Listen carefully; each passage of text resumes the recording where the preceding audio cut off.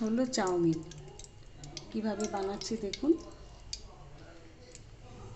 আজকের recipe chowmein. প্রথমে শুকনো লঙ্কা আর স্টার দিয়ে দিলাম, একটু নেড়ে নেব। তারপরে দেব রসুন বাটা, রসুন কুচি, বাটা না, তারপরে আদা কুচি। প্রথমে দিলাম রসুন কুচি, তারপরে দিলাম আদা কুচি। এটা হালকা ভাজা হলে পরে অল্প পরিমাণ প্রথমে পেঁয়াজ দেবো। নামানোর আগে একটু পেঁয়াজ দেবো। এরপরে দিচ্ছি গাজর, গাজরটা দিয়ে দিলাম। গাজর দিয়ে একটুখানি ভাজবো। গাজর দিয়ে ভেজে তারপরে দেবো বিনস, তারপরে বিনসটা দিয়ে দিলাম। বিনস দিয়ে একটু নাড়াচাড়া করবো।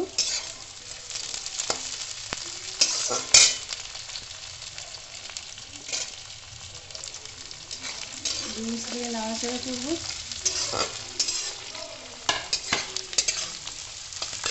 একটু ফুল আঁচে করতে হবে।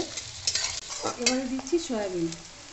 সয়াবিনটা ভিনিগার, সয়া সস দিয়ে একটু ভিজিয়ে রেখেছিলাম, নুন আর একটু সামান্য শুকনো লঙ্কার গুঁড়ো দিয়ে ভিজিয়ে রাখার পরে এটা দিলাম, সয়াবিনটা দিলাম। এবারে দিলাম নুনটা, অল্প নুনই প্রথমে দেবো।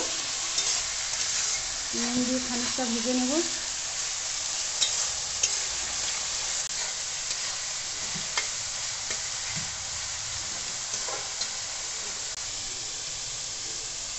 ভেজে নেওয়ার পরে এবারে ডিম দিয়ে দেবো। ডিমটা গুলে রেখেছিলাম আগেই, একটু ফেটিয়ে রেখেছিলাম আর কি। এবারে দিয়ে দিলাম।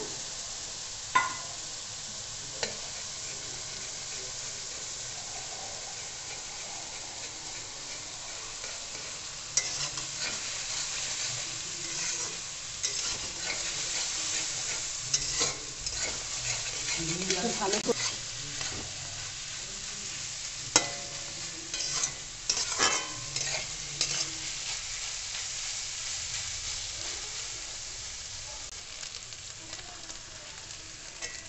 এবারে টমেটো কুচিটা দিলাম, তার সঙ্গে দিলাম কাঁচা লঙ্কা কুচি করে রেখেছিলাম সেইটা।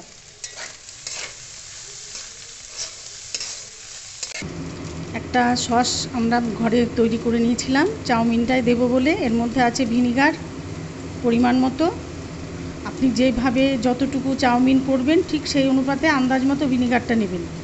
আর সয়া সস আছে, আর আছে ওই পরিমাণ মতো ধনে গুঁড়ো, আর জিরে গুঁড়ো আছে ধনে গুঁড়োর থেকে বেশ খানিকটা কম।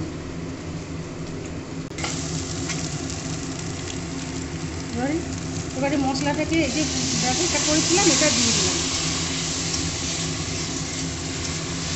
দেবো অল্প পরিমাণে পেঁয়াজ, পাতারই যে পেঁয়াজের অংশটা ছিল অল্প ছিল সেটা এর মধ্যে দিয়ে দিলাম।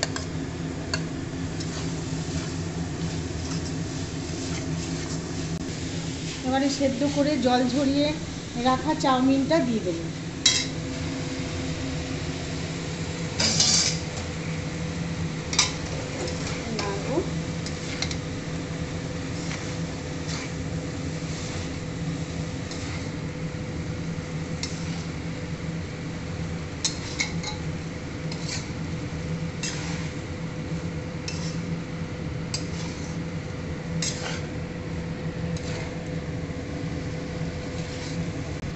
এবারে কুচনো পেঁয়াজ, কাঁচা পেঁয়াজ নামানোর একটু আগে এটা দিয়ে দিলাম চাউমিনটার মধ্যে।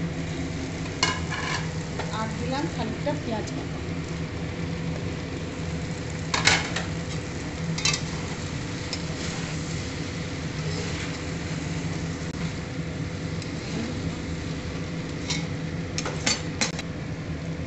হালকা নুন দিলাম।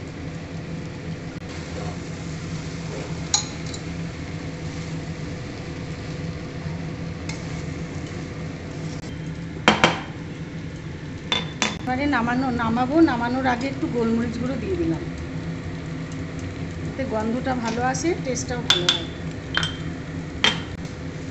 এবার একটু নাড়াচাড়া করে মিশিয়ে নিলে আর কি চাউমিনটা আমাদের পুরো রেডি। আমাদের চাউমিন এবারে রেডি হয়ে গেল।